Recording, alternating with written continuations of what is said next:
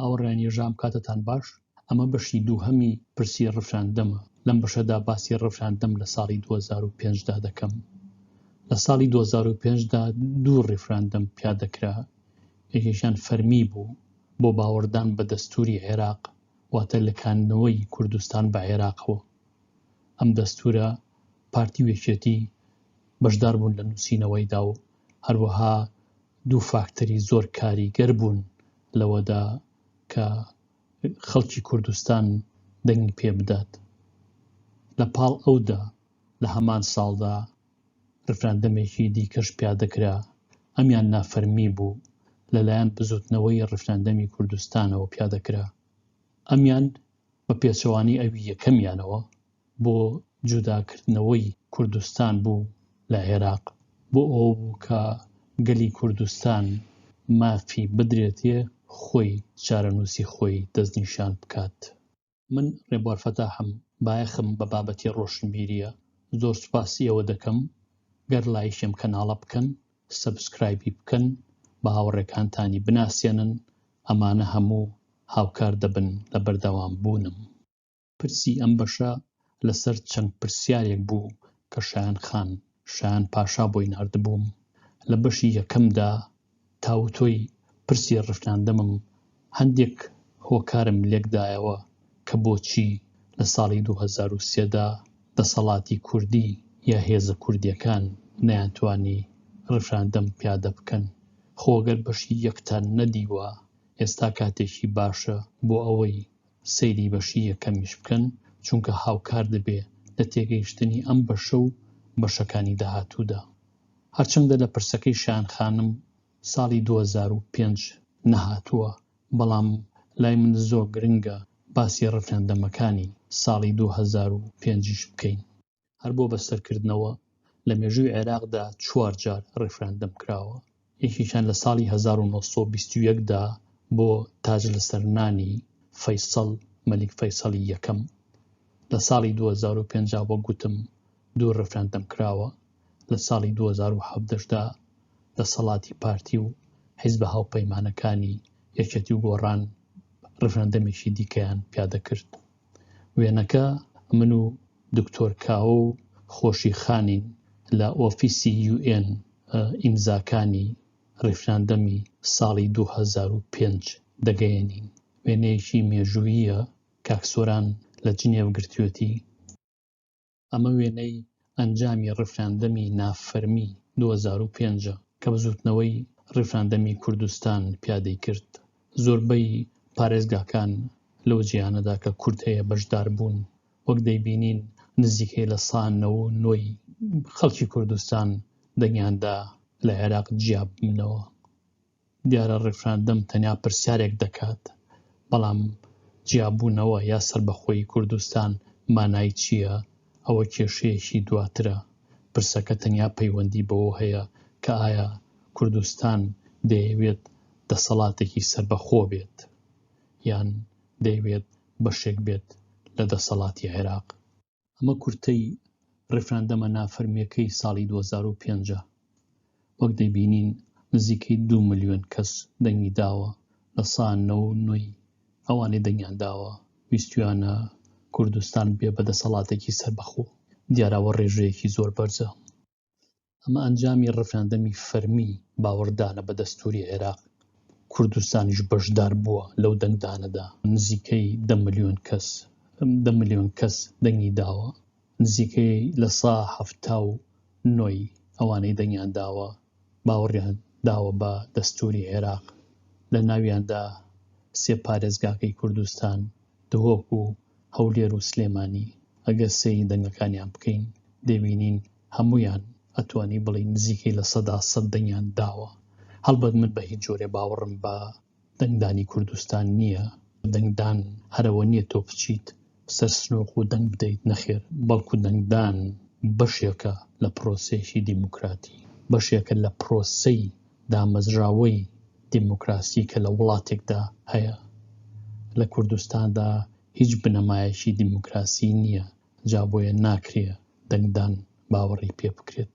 بەڵام بۆ حاڵی حازر ئەتوانین بڵین کە زۆربەی خەڵک بە هاندانی پارتی وێشێتی باوەڕیان داوە بە دەستوری عێراق بەو دەستورەی کە داوا دەکات هەرێمی کوردستان بچێتەوە ژێر دەسەڵاتی عێراق. دیارە ئەمە بڕیارێکی شارن و سازە کە دوو حیزب بەرپرسێتی وەردەگرن. ئێستا ئەنجامی هەردوو ڕێفراندەمەکە فەرمیەکە و نافەرمیەکە بەراورد دەکەم. دەتوانین بڵین لە سا 99 خەڵکی کوردستان بۆ هەردوو ڕێفراندەمەکە دەنگی داوە بە بەڵێ. لەلایەک داوایان کردووە کە هەرێمی کوردستان بچێتەوە ژێر دەسەڵاتی عێراق، لەلایەکی دیکەوە داوایان کردووە کە گەلی کوردستان سربەخۆ لە دەسەڵاتی عێراق حکمی خۆی بکات. دیارە لێرە بۆمان دەرەکەوێت کە گەلی کوردستان تا ڕادەیەکی زۆر چەواشە کراوە. لەلایەک هەستی نیشتمان پەروەریان هەیە و هەستی کوردایەتیان هەیە و هەست دەکەن ستەمێکی مێژوویان لێکراوە بەوەی کە نەیانتوانیوە یان نەهێڵراوە ببن بە خاوەنی قەوارەیەکی سیاسی خۆیان وەکو هەموو نەتەوەکانی ئەو ناوچەیە، کەچی هاوکات بە هاندانی پارتی وێشێتی دەنگ دەدەن بە چوونەوە پاڵ عێراق. دەما لێکۆڵینەوە زۆر هەڵدەگرێت، ئێرە جێی نییە. بۆ چوونی پارتی وێشێتی لە 2005دا لەسەر عێراق چی بووە؟ دیارە ئەو باگراوندە زۆر گرنگە بۆ ئەوەی لەمڕۆ تێ بگەین. خۆ ڕەنگە لەوەش گرنگتر ئەوەیە ئەو باگراوندە هاوکارمان دەبێت لە تێگەیشتنی ڕێفراندەمی 2017دا. ئایا ئەو ڕێفراندەمە بۆ سربەخۆیی کوردستان بووە یان ئامانجێکی دیکەی لە پشتەوە بووە؟ لە 2005دا کە عێراق بە قانون یەک دەخرێتەوە، هەرێمی کوردستان دەچێتەوە ژێر حکمی بەغداد، ڕای پارتی وێشێتی دەتوانین لە گوتاری هەردوو سەرۆکەکەیاندا بخەینە ڕوو. سەرۆکی هەرێمی کوردستان و سەرۆکی پارتی هی ئەو سەردەمە ئەڵێ ڕۆڵێکی سەرەکیمان بینی لە نزیککردنەوەی بۆ چوونەکانی هەردوو لایانی شیعە و سوننەدا. دیارە دەتوانین زۆر پرسیار بکەین بۆ نمونە لەوەی بۆ ئەو ڕۆڵە گرنگەتان نەدی لە یەخستنەوەی بۆ چوونی پارتی وێچێتیدا. با بزانین سەرۆک کۆماری عێراق و سکرتێری یەکێتی لەو دەمەدا دەڵێ چی. کورد یەکەمین هێز بوو کە خەباتی بۆ یەکێتی عێراق کرد. بێگومان چەند لاوێکی خەوەندی تو هەن کە داخوازی دەوڵەتێکی کوردی سربەخۆ دەکەن. یعنی من هیچ نکولیم لەوە نییە کە تاڵەبانی لەو دەمەدا نەیتوانیوە دەوڵەتی کوردی دابمەزرێنێ یا خۆی و حیزبەکەی نەیانتوانیوە ئەو خەونە بهێننە دی. بەڵام بەڕاستی هیچ مافێکی نییە نەوەکانی داهاتوو لەو خەونە بێبەری بکات. وەک دەیبینین ئەم دوو گوتارە هەرچەندە ساکارن بەڵام ناوەرۆژێکی سیاسی کۆمەڵایەتی زۆر قوڵیان هەیە. ئەویش لەوەدایە کە هەردووکیان پارتیش و یەکێتیش هەم خۆیان ئامادە دەکەن بچنە ژێر دەسەڵاتی بەغداوە، هەم گەلی کوردستان هان دەدەن بۆ ئەوە.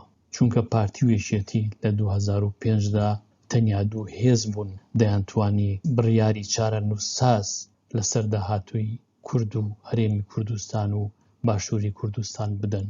پێویستە ئەو دەوروبەرە لەبەرچاو بگرین کە هێزە کوردەکانی لە 2005دا تێدا بوو. کورد تەواومان دوو بوو لە 1991 تاکو 2005 لە هاوکێشەیەکدا دەژیا. هاوکێشەی شەڕ و ئاشتی. شەڕ بوو بەڵام ئاشتیەک بەرقەرار نەبوو کە جێی متمانەی خەڵک بێ. خەڵک لە دڵە ڕاوچێدا بوو، دەستگاکان تێکشکێنرابوون، هەموو بە حیزبی کرابوون، حیزبە پچکۆلەکان هەموو بە جۆرێک لە نێو برابوون، کڕابوون، کوژرابوون یا ترسێنرابوون. ئیدی بەو جۆرە گەلی کوردستان گەلێک نەبوو کە نوێنەرایەتی ڕاستەقینەی خۆی هەبێت. هەرێمی کوردستان و گەلی کوردستان دابەش بوو بەسەر دوو زۆندا، زۆنی سەوز و زۆنی زەرد کە دیارەمە لە ئەنجامی شەڕی خۆکوژی بوو. سنووری ئەم دوو زۆنە دێگەڵەیە هەتا ئەمڕۆژ ماوە. ئەو شەڕە لەسەر چی بوو؟ لەسەر گومەرگی ئیبراهیم خەلیل بوو، لەسەر پارە بوو. ژمارەی ئەو کەسانەی کە لەو شەڕەدا کوژران چەند بوون؟ بەپێی ئەمنستی ئینتەرناشناڵ 5000 کەس کوژراوە. ئەبێ لە ویجدانی خۆمان پرسین ئایا پارە ئەوە دێنێ 5000 کەس بکەیتە قوربانی؟ هەڵبەتەوە پرسیارێکە کە پێویستە پارتی وێچێتی لەگەڵیدا بژین. ئەوەی گرنگە ئەوەیە کە ناکۆچی پارتی وێچێتی هانی ئێران و تورکیایدا کە کوردستان دابەش بکەن بڕبڕەی پشتی نەتەوە یەکبوونە. بەریتانیا بۆیە هەیە چونکە هەموو پێکەوە لەسەر کۆمەڵێک بەهاو قانون و تا دوایی یەکیان گرتووە. هەرێمی کوردستان کە سێ پارێزگار بوو نەیانتوانی لەسەر کۆمەڵێ بەهایەک بگرن، بەڵکو پارتی وێشیەتی بە درێژی ئەو ساڵانە لە 91 تاکو 2005 کە دەکاتە 14 ساڵ تەنیا شەڕی دەسەڵات و شەڕی پارەیان بوو. کێ چی بەربکەوێت، کێ چ پلەیەکی هەبێت. کە چوونە بەغداش ئەم شەڕە بەردەوام بوو. پێویست ناکات زۆر بزانی بۆ ئەوەی کە ئەوە بۆ دەربکەوێت ئەم هێزانە هێزێک نین بتوانن نوێنەرایەتی گەلێک بکەن لە دەوڵەتێکی زۆر زۆر هەڵۆزدا. لەم پێشینە زۆر کورتەوە بۆمان دەردەکەوێت کە هێزە کوردیەکان بەڕاستی لە ئاستێکدا نەبوون کە بتوانن گفتوگۆ لەسەر داهاتووی گەلێک بکەن. بۆ نمونە بە درێژایی ئەو 14 ساڵە تاکو 2005 کوردستان دەستورێکی نەبوو. جەنگ، خوێنڕشتن و گەندەڵی و ستەمی کۆمەڵایەتی و بێدادی دەرفەتی بۆ هیچ نەهێشتەوە. دەنات دەبوایە هەر لە ساڵی یەکەمدا کە پەرلەمانی کوردستان دامەزرا دەستورێک بۆ هەرێمی کوردستان بنووسرایەتەوە. ئەو دەستورە دەبوو بە بناغەیەک بۆ ئەوەی لەگەڵ هەم هاوپەیمانان هەم لەگەڵ دەسەڵاتی عێراقدا کە لە دامەزرانەوەدا بوو بەکاربهێنرێت. ئەو دەستورە دەبوو بە هۆکارێک بۆ گفتوگۆکردن بۆ تاوتۆکردن. لەو دەستورەدا دەبوایە چی هەبوایە؟ دیارە ئێستامان پێشبینی دەکەین ئەو دەرفەتە زێڕینە مێژوویەمان لەدەست چوو. یەکەم پێویست بوو لەو دەستورەدا ئەوەی تێدا بێت کە گەلی کوردستان مافی خۆیەتی هەرکە لە دەسەڵاتی عێراق ڕازی نەبوو ڕفراندەم بۆ باڵادەستی خۆی بکات. باڵادەستی لەوێدا بە دیڤەلوشن بەکاردێنم. خاڵێکی ترە کە زۆر گرنگ بوو چارەنووسی ئەو ناوچانەی بەشێک بوون لە کوردستان و لە ژێر دەسەڵاتی سەدامدا بوون دیار نەبوو. ئێستا پیانەڵێن ناوچە جێناکۆکەکان. ئەو ناوچانە جێناکۆک نەبوون، بەڵام پاژەوەی کە ڕژێمی عێراق بە درێژی مێژوو کاری لەسەر بەعەرەبکردنی ئەم ناوچانە کردووە دیارە ئەبن بە جێناکۆک. دەکرا لەو دەستورەدا خاڵێکی گرنگی تێدا بێ کە ئەو ناوچانە دێنەوە سەر کوردستان. لە 2005دا یا لە 2003دا هیچ هێزێکی عێراقی نەبوو بتوانێ ئەو شەڕە بکات، بەڵام ئێستا بە هیچ جۆرێک کورد ناتوانێت ئەو شەڕە بکات. نەخودی خۆی لەو ئاستایە نا عێراقیش عێراقی جارانە لەبەرەوە ئەو دەرفتە لە دەست چوو. ئەوەی جێی سەرنجە ئەوەیە کە لە قانونی بەڕێوەبردننی عێراق لە قۆناغی گواستنەوەدا ئەمە وەکو بڵین پری دەستورە، پێش دەستور بوو یا پێشنووسی دەستور بوو. لێرەدا مادەی 58 بڕیار دەدا لەسەر ئەو ناوچە کوردستانیانەی لە دەری هەرێمی کوردستان بوون. کەسێک لە دنیا تێبگات یا کەسێک نیشتیمان پەروەر بێت بۆ جۆرە نیشتیمانی خۆی هەڕاج ناکات. ئەو ناوچانەی کە کوردستان و لە دەرەوەی هەرێمن هەرزوو لە قانونی بەڕێوەبردننی عێراق لە قۆناغی گواستنەوەدا چارەنووسیان فەوتا. لەوێدا لە بڕگەی 58دا کە دوایی دەیە بە مادەی 140 دەستوری عێراق ئەچەسپێ دیارە ناسمە وردەکارێکەیەوە. وەختی خۆشی زۆریم لەسەر نووسیوە. ئەم ناوچانە عێراقین، کوردستانی نین، بەڵام ئەگەر عێراق نیەتی پاک بێت ئەوە کۆمەڵێک قۆناغی دەستنیشان کردووە یا سێ قۆناغی دەستنیشان کردووە. بەو سێ قۆناغا دێنەوە سەر کوردستان. یعنی لێرەدا پیشانی دەدا کە بەڕاستی ئەو ناوچانە لای دەسەڵاتی کورگرنگ نەبوون، دەنا زۆر شێوازی دیکە هەبوو کە دەتوانرا بچەسپێنرێ.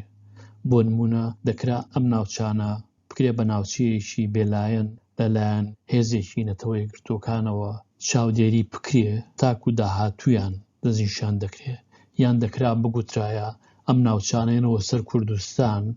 ئەمجا ئەو دەم ئەو قۆناغانەی کە دەستوری عێراق دەستنیشانی کردووە جێبەجێی دەکەین.